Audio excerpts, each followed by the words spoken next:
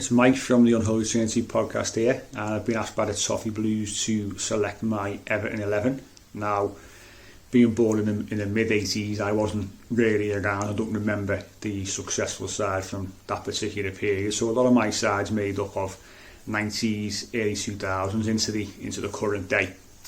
So let's kick things off with goalkeeper. For me, only one option really. We've had a few goalkeepers who have done reasonably well over the years, the likes of Nigel Martin, Tim Howard, probably for the earlier part of his Everton career. But I think the only one who can really go in there is the big man himself, Neville Southall.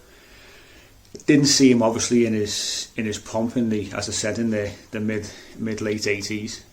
But one thing that does stick out in the early days of going to Goodison Park is when we played against Luton Town and how we played at that particular day. Obviously 1995 FA Cup final, and he still had that consistency and that quality even as he was getting older, and obviously playing in the Premier League as well for Everton. So Big Nev's got to go in there. Younger fans obviously weren't lucky enough to see him at any stage, but the best goalkeeper in the world during his time at the club, and number one, no doubt for me, Neville Southall. Left back, again, really easy. This player is probably my favourite Everton player of all time. Could still do a job today, that's for sure. I was a bit surprised when he did decide to call it a day a couple of years ago. And that's Leighton Beanz. You know, he's what a player he was, from defensive side, the attacking side of his game, the assist, free kicks, penalties, just technically very good. And even up until when he did retire, probably technically our best footballer, to be perfectly honest.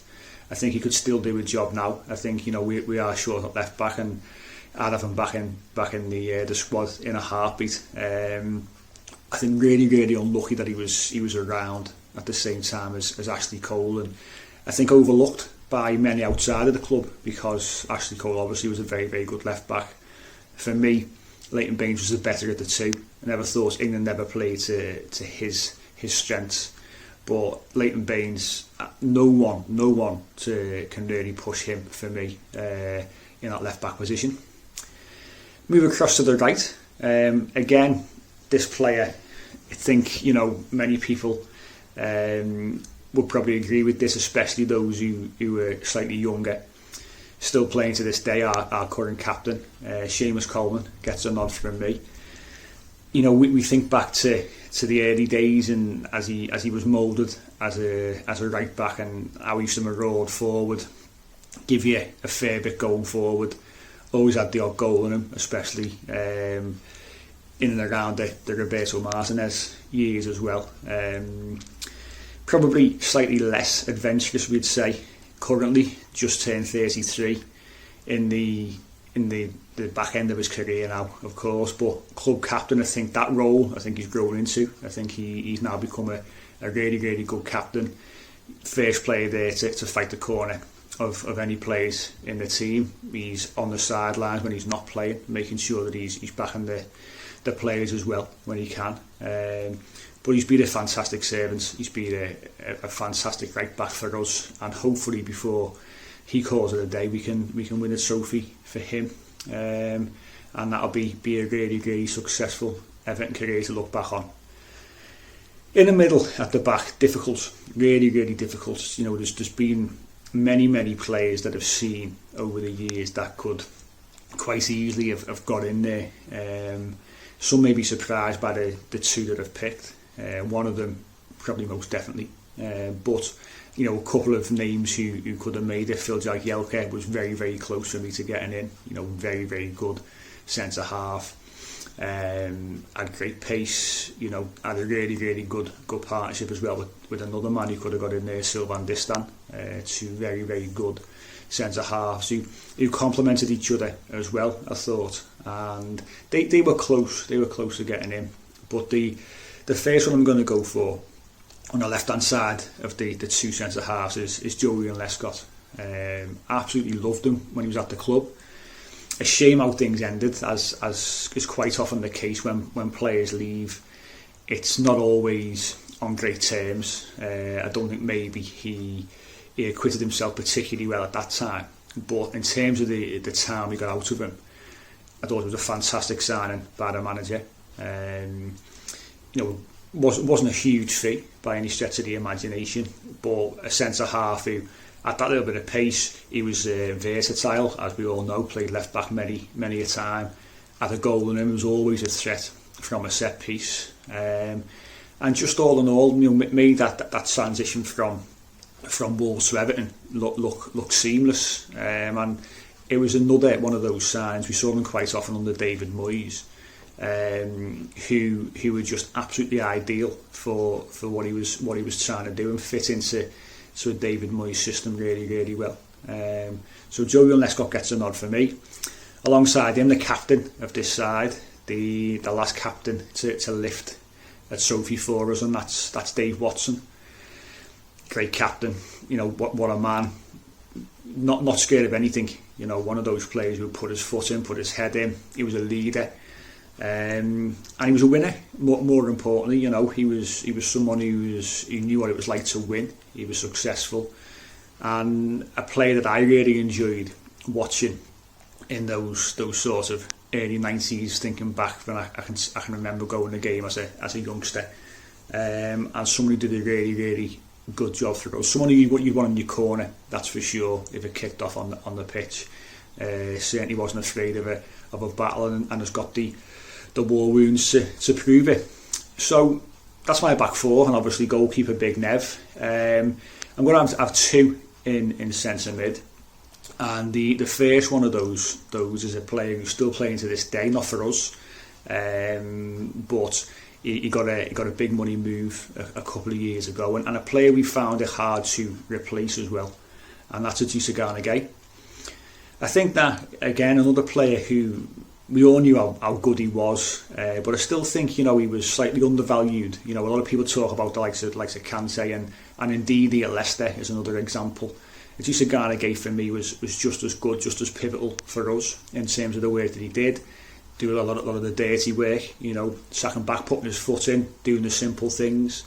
Great engine, absolutely fantastic engine. Could go forever, and someone who probably until this season, where we're now seeing the emergence of Alan and Decore in that Everton side, who we found it really difficult to replace and replicate what he actually did. And you quite often look back on players' times at the club, and you do realise how important they were, and he's one of those players for me. He's gone on to do really well at PSG, and there's no surprise there for me, because he was absolute quality, and another great signing, for a rock bottom price really from Aston Villa, and one player who I'm sure we wouldn't mind having back on our Everton team today.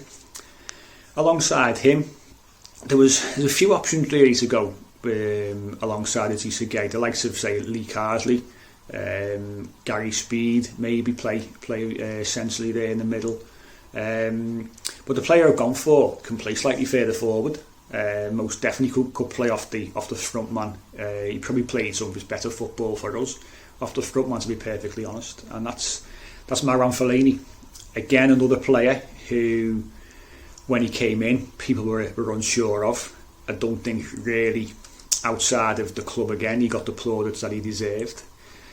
Fantastic for us. The best chest in world football he had for a number of years. How he should bring that ball down and sub players off, bring players in.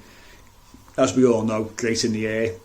Wasn't bad on the floor either. You think back to that time against Man City, he does a little pirouette in the middle of the pitch to get away from the City players, and he's one of those again who he loved the battle. He was a bit of a wind-up merchant. He was aggressive, maybe too aggressive at times. Think back to certain incidents when he probably went a little bit beyond the limits really. But again, a player who I'd love back in that Everton side today. And one who would really fit in with this side as well. I think even when he went to Manchester United, again, I think a lot of people just thought, so because David Moyes knew him from Everton, that's why it's an easy signing. He's not Manchester United level, and for me he was. I thought he was exceptional for Manchester United. I thought he did a really, really good job. Got some important goals for them as well. And one of our best signings in the Premier League here, to be perfectly honest. And again, as football goes, you sell players, you make big money, and that's just how it is. And he went on to have a really, really good career. So Fellaini and Gisagana for me is a really, really strong and powerful midfield too. So I've got 4-2, and then I'm going to probably go with 3 and then 1. So we go to the left wing first of all. Only one player again for me who could actually go in there. Some people might argue for Richarlison, for some of our younger fans who he's done a great job since he come in from Watford, under a lot of pressure as well. When he came in with the price tag. But the player who's going to get the nod from me is Leighton Beanz' partner in crime, and that's Steven Pienaar. What a great player he was. Our answer to David Silva, if you like. Not exceptionally quick, didn't have that turn of pace particularly, but fantastic feet. His relationship with Leighton Beanz was unbelievable. The two of them were telepathic when it came to each other. They knew where they were both going to be. Obviously, he was clever. Some really, really important goals over the course of his Everton career. Many assists. Just a player who again, I say this quite often about players being undervalued outside of the club. When he went to Spurs, it didn't really work out. But I think the affection he had for Everton, it was just a perfect fit for him. And he was just absolutely fantastic as a footballer. Great ability. We talk about pace nowadays in the side and how important pace is, and it is. We look at Demarai Gray and Ansos Townsend, Richarlison, Calvert-Lewin, players like that. But you always need a player with a little bit of guile and a very, very good technical footballer. You think about James Rodriguez, that kind of player who can make things happen. And for me, Pienaar was one of those. As I say, the relationship with Leighton Beanz was fantastic. But as a footballer, and his technical ability was second to none at that particular time. And I think another player who we missed massively when he left and he went to Spurs. Great to get him back, and there's never ever any doubt really for me that he was going to get the nod in my Everton 11. Right hand side, this player, when we signed him, it was a bit of a coup really. Got him from Manchester United, very successful there. He came into the club and was absolutely fantastic, scored some fantastic goals, and that was Andre Kanchelskis.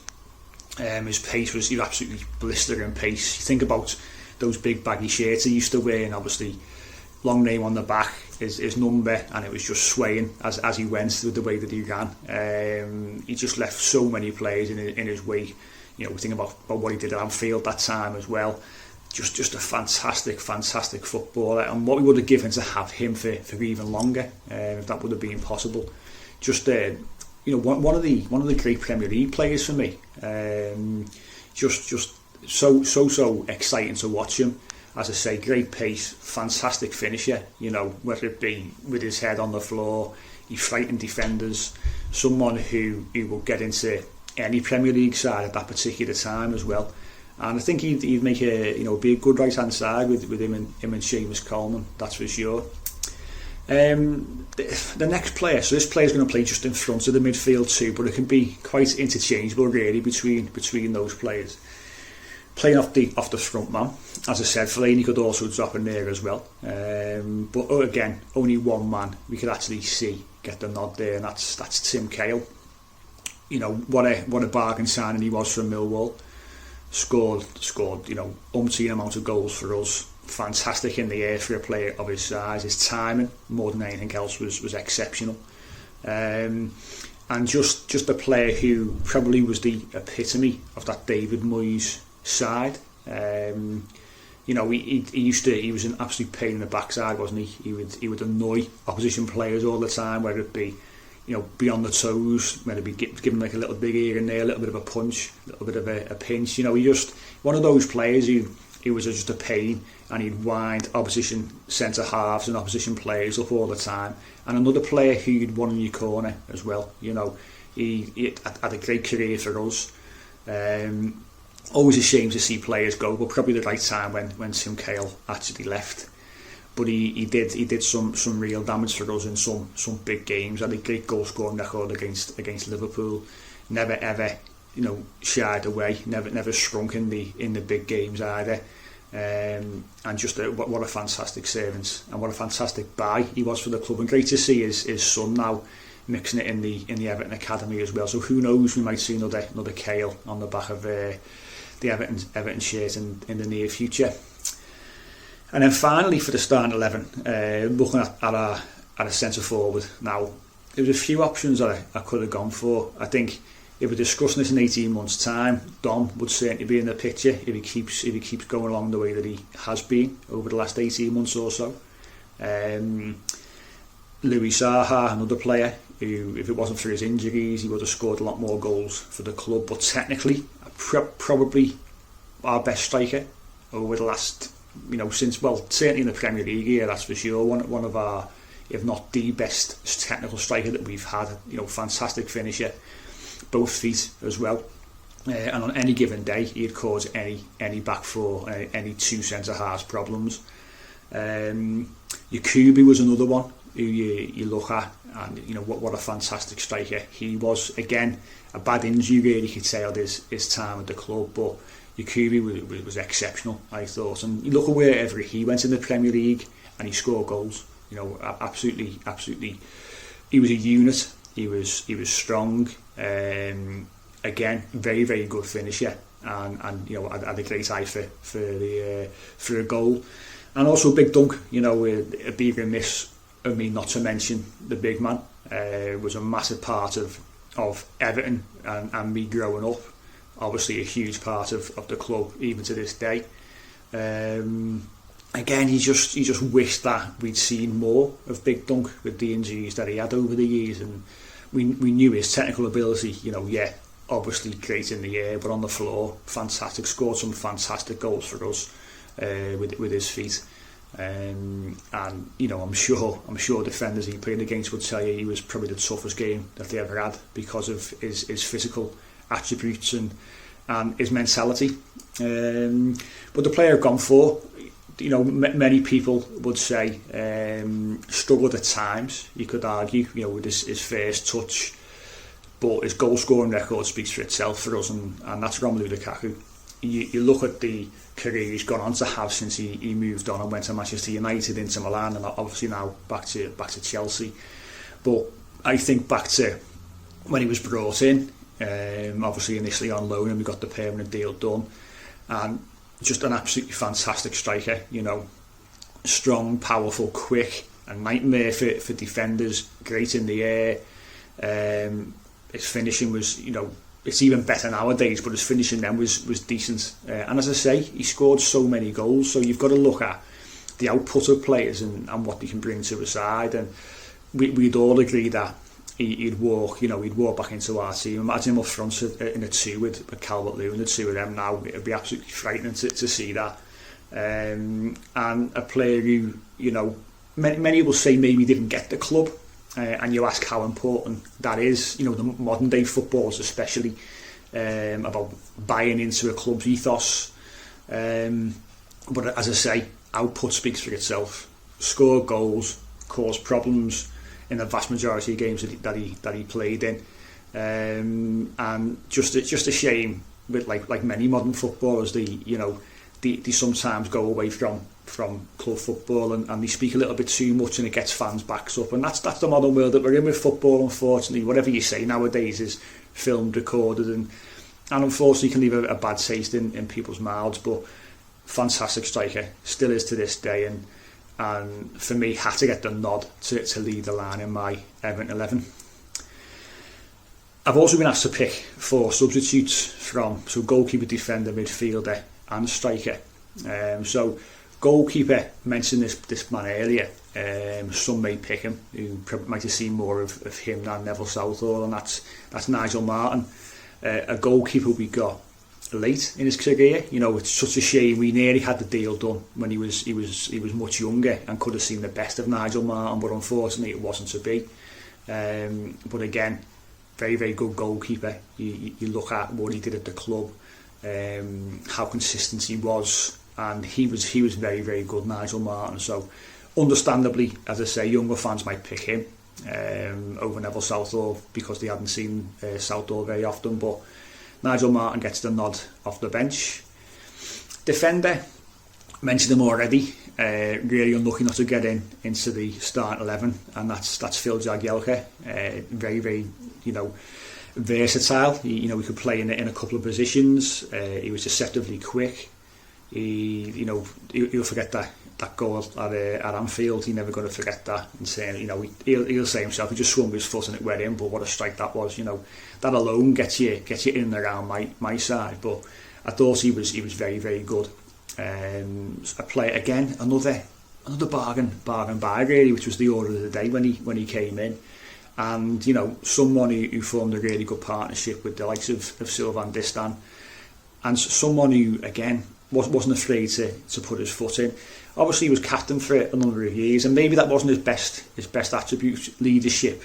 Maybe fairly quiet as a captain, you would argue, but as a footballer, as a centre half, I thought he did very, very well, and obviously still playing to this day, at Derby County, and that shows you what he's all about. Wants to play football, thinks he can do a job. He wanted to stay at the club when we let him go.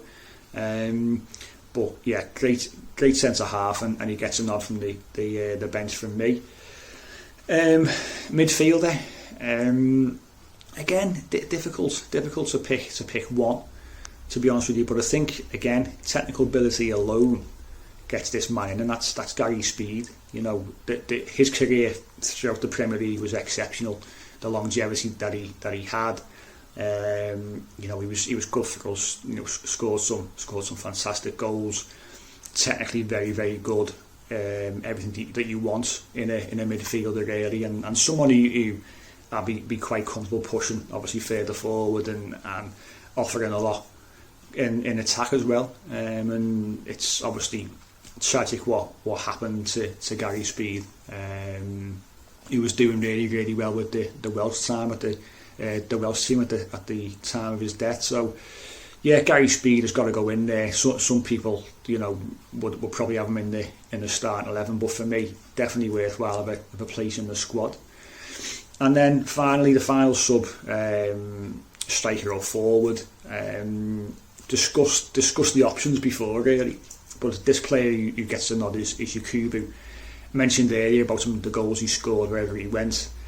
A shame with the big injury that he picked up that time against Spurs. I think it was away from home, and that obviously impacted him quite heavily as time went on. But I've never seen a footballer, or a striker bully so many centre halves like he did. There was a time in a derby when he just literally struck people off the ball and ran away with it.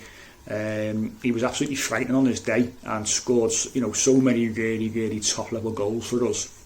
A player who, as I say, if he wasn't, didn't suffer from the injuries that he did, would have scored countless more. And who knows? It's we never know, do we? Hindsight's great, and if he could have got more games under his belt, he could have got the nod over Lukaku. But I think he's just a shade behind normally because of the output. But on his day, frightening centre forward, and one who will get in many sides. And finally, I've been asked to pick a manager. Throughout the time that I've been watching the Blues, I think about what options I'd have from the years that I remember. So you're really looking at, obviously Mike Walker's not in with a shout, that's for sure. David Moyes, Kendall, obviously great in what he did in the 80s, but when he came in and we survived relegation on the last day of the season, that's not something that you look back on fondly. David Moyes will be a shout for many, of course. How that side that he had in the time he had didn't win something, I don't know, because we certainly should have done, and we had a few opportunities to do so.